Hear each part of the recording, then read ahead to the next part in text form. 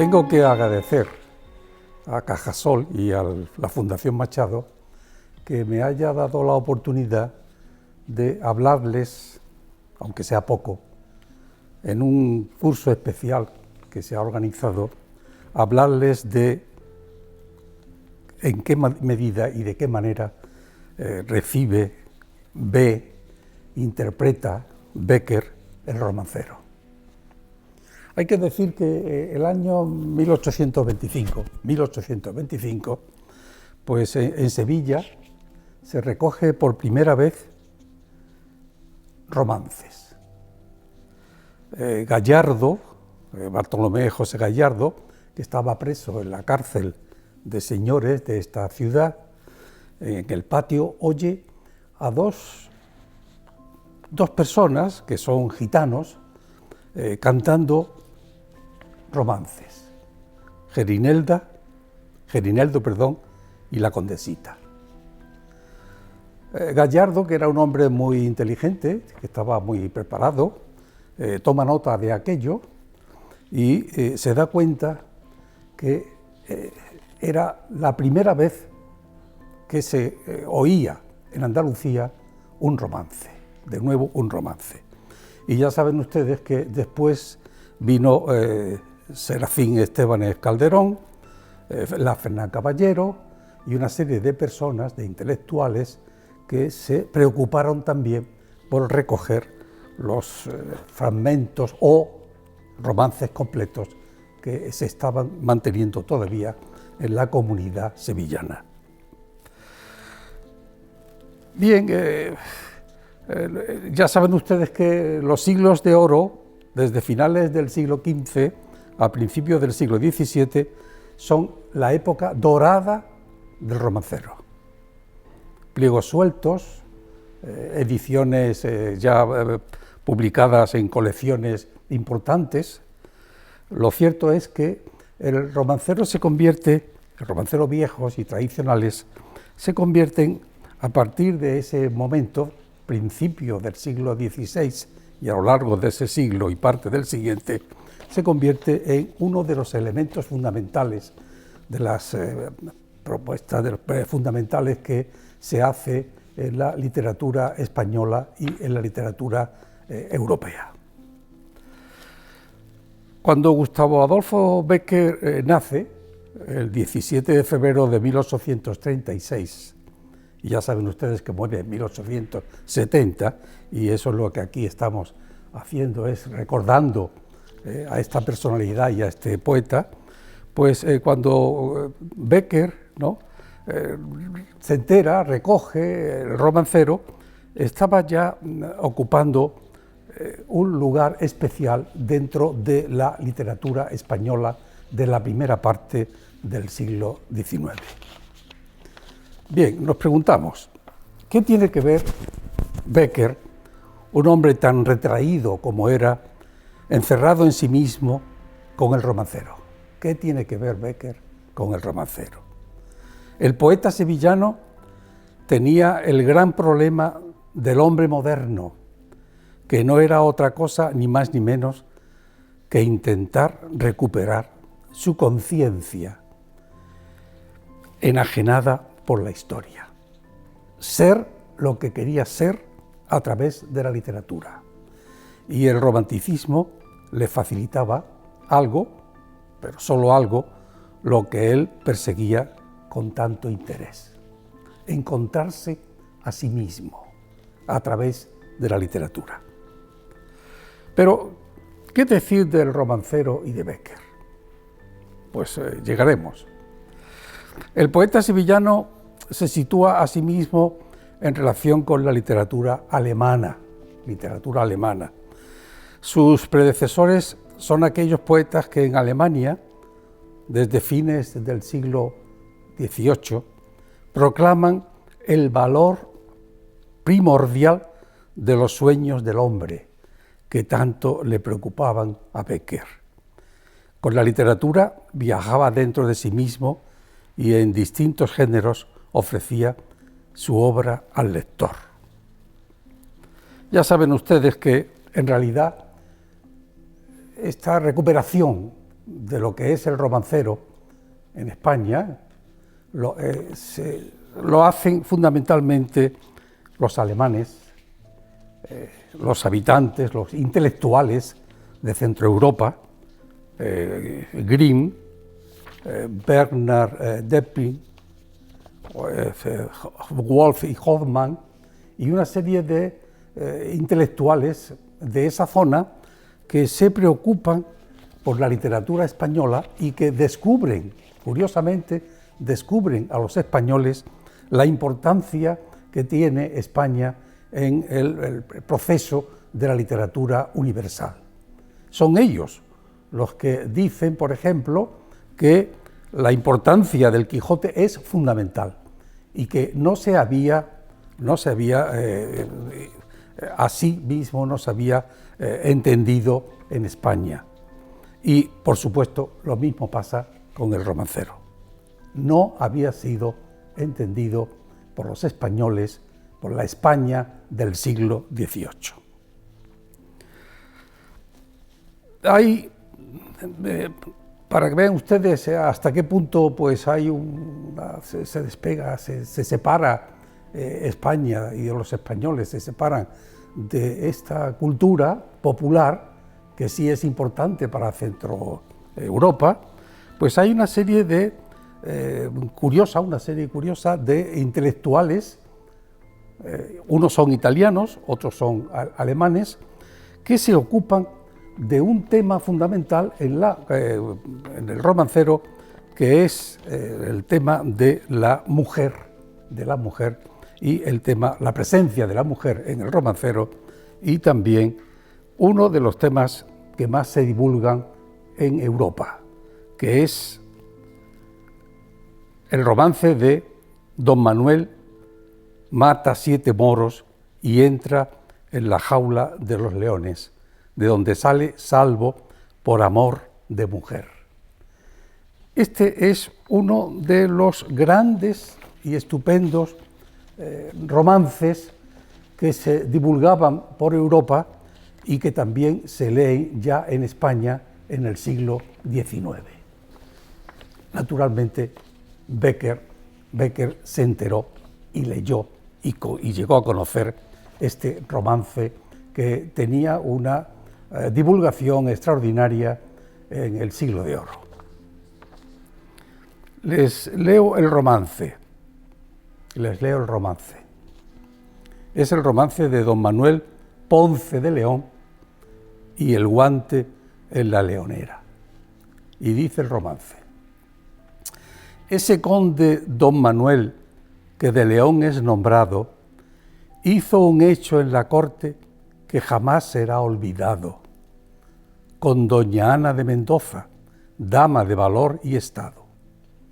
Y es que después de comer, andándose paseando por el palacio del rey y otras damas a su lado, y caballeros con ellas que las iban requebrando, a unos altos miradores por descanso se han parado, y encima la leonera, doña Ana, se ha asomado, y con ella casi todos, 4 leones mirando,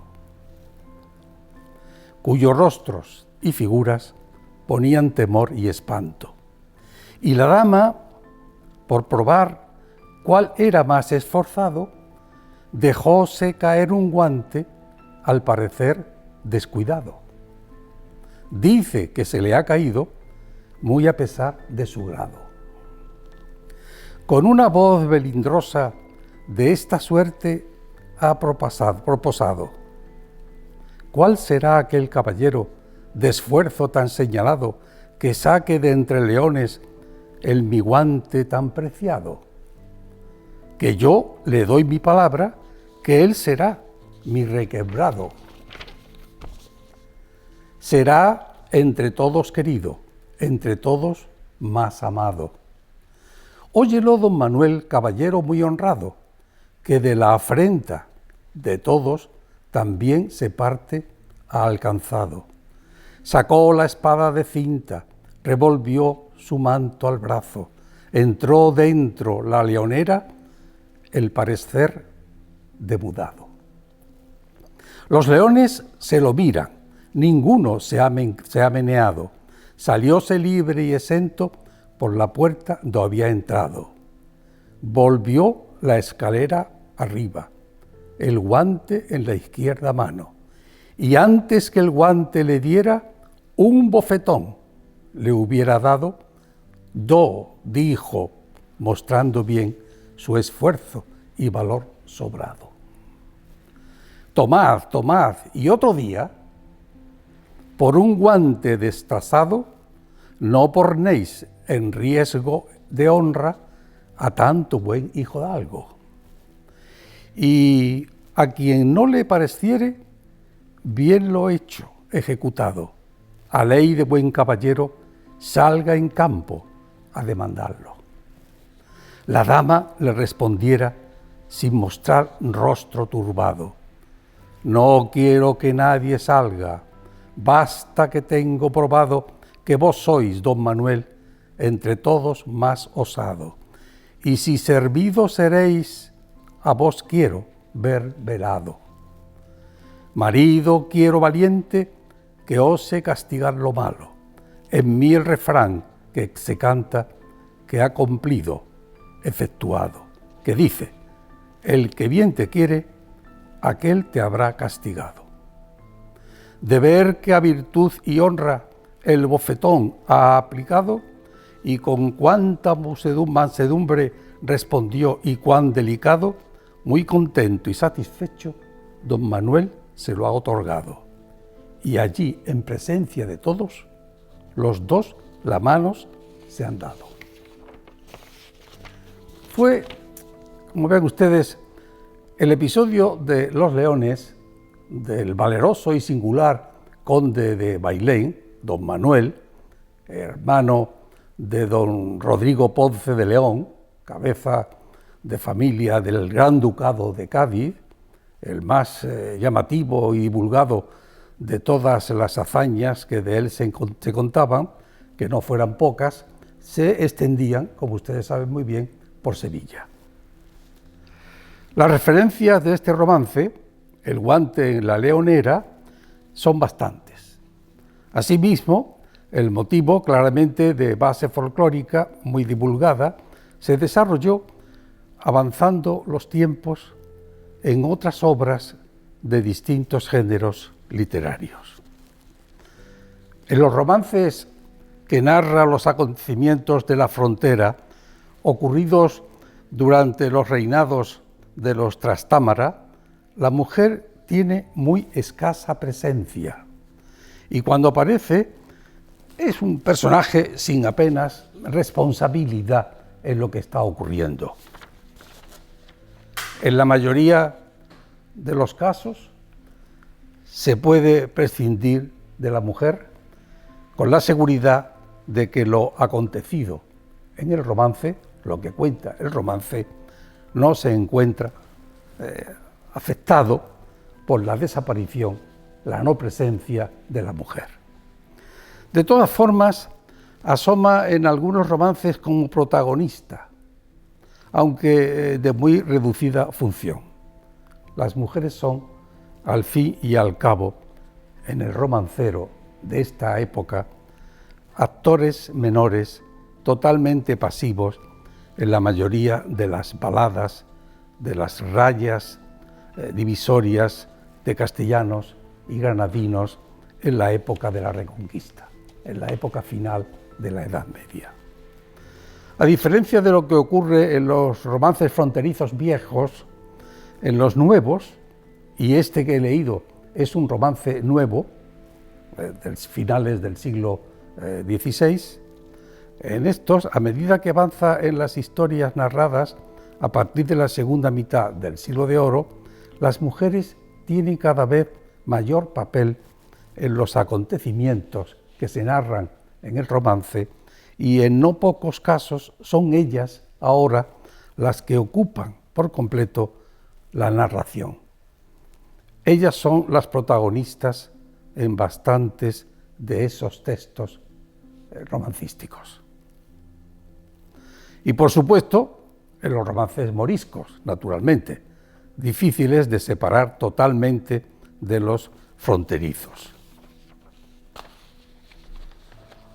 Figuran, pues, las mujeres en el romancero viejo, novelesco, histórico, épico, figuran como unas damas que juegan el papel de mujer malvada, y esto con bastante frecuencia, en el que en consonancia con algo duro, adagio universal, mulier est hominis confusio.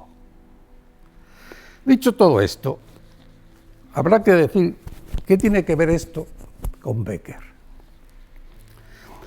Pues tenemos que decir que Bécquer escribe un pequeño texto que se llama Noche de las Ánimas o El Monte de las Ánimas, en la que él cuenta lo que va a ocurrir.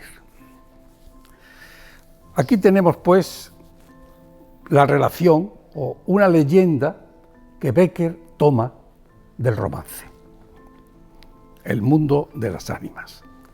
Esto hace que el joven, un personaje, son dos personajes, un hombre y una mujer, ella es Beatriz y él es Alonso. Alonso, que es su primo, se somete a en un peligroso momento, a un esfuerzo por presentarse ante ella como un héroe. Hace que el joven, para demostrar su amor, hace que él marche al monte, nada menos que la Noche de las Ánimas, a buscar la banda azul que él le había regalado y que ella había perdido. Era una banda divisa de su alma y que ella había perdido durante la cacería que había hecho durante el día con su amante, don Alonso. A pesar del riesgo que corría y del temor que le causaba en esa noche tal encargo caprichoso e irresponsable de la dama, que provoca a que su amante, con una sonrisa satírica, el joven marche al monte abundante de animales salvajes, sobre todo lobos. Y les voy a leer solo unos fragmentos del texto que escribe Bécquer. ¿Te acuerdas, le pregunta Beatriz, de la banda azul que llevé hoy a la cacería y que por no sé qué emblema de su color me dijiste que era la divisa de tu alma? Sí. Pues se ha perdido. Y pensaba dejártela como un recuerdo. ¿Se ha perdido?, dice él. ¿Y dónde? Y ella, no sé, en el monte, ¿acaso? Y él, ¿en el monte de las ánimas? Tú lo sabes porque lo habrás oído 1000 veces. En la ciudad, en toda Castilla, me llaman el rey de los cazadores, no habiendo aún podido probar mis fuerzas en los combates como mis ascendientes. Y está recordando al don Manuel del siglo XVI. He llevado a esta diversión, imagen de la guerra, todos los bríos de mi juventud, todo el ardor hereditado de mi raza, dice él. La alfombra que pisas, le dice a ella, que pisan tus pies, son despojos de fieras que he muerto por mis manos. Yo conozco sus guaridas y sus costumbres, y he combatido con ellas de día y de noche, a pie y a caballo, solo y en batida. Nadie dirá que me ha visto huir el peligro en ninguna ocasión. Otras noches volaría por esa banda y volaría gozoso como a una fiesta, le dice a ella. Y sin embargo, esta noche, ¿a qué ocultártelo? Tengo miedo.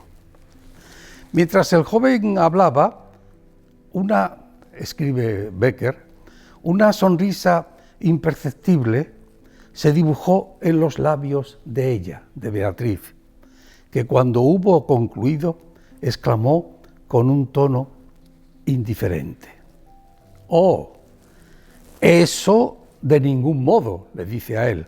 «¡Qué locura! Ir ahora al monte por semejante friolera. Una noche tan oscura, noche de difuntos y cuajada el campo y el camino de lobos». El decir esta última frase, sigue escribiendo Becker,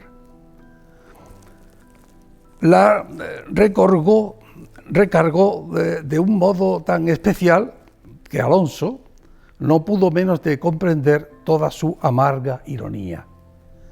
Motivo como por un resorte se puso en pie, se pasó la mano por la frente como para arrancarse el miedo que estaba en su cabeza y no en su corazón, y con voz firme exclamó, dirigiéndose a la hermosa mujer: «Adiós, Beatriz, adiós, hasta pronto». Y en aquel monte y en aquella noche, de manera misteriosa, encuentra la muerte, de la que la dama tampoco se salva. Se trata, pues, del mismo motivo, pero con un final bien distinto al del romance. Becker, en su época, era un escritor en ese sentido dramático. En este caso, como corresponde a la leyenda beckeriana, que tiene lugar en tan señalado Día de Difuntos. Es un final, la muerte de los dos, un final propio del romanticismo, propio de Becker, que es lo único que cambia con respecto al romance. Con una finura llamativa, pero sin duda muy propia suya, Becker ha modificado la historia que se divulgaba en sus años en diferentes textos que habían desarrollado el romance, en el caso de que no tuviera a mano una versión de esta balada de don Manuel Ponce de León, El guante en la leonera. Sabemos que durante esta época de Becker llegaron de Europa varias traducciones del texto del romance español del Siglo de Oro, y que ese romance, publicado así, se divulgaba en la España de Becker. Becker se pasó la vida viajando dentro de su alma para encontrarse a sí mismo y para ofrecer su obra tan personal al lector. También sabemos que estuvo toda la vida enamorado de Elisa Guillén, pero de manera incomprensible se casó con Casta Esteban, de la que finalmente se separó. Me asalta, para terminar, una idea. ¿No es una versión del antiguo romance un descubrir él su fracaso amoroso? Pues no lo sé, pero a mí me parece que sí. Aquí se retrató Becker, utilizando el romance del siglo XVI y utilizando ahora la interpretación que él hace de ese romance. Lo cierto es, o al menos para mí, que Becker había escrito una versión, la suya, de un romance antiguo. Y muchas gracias por la atención.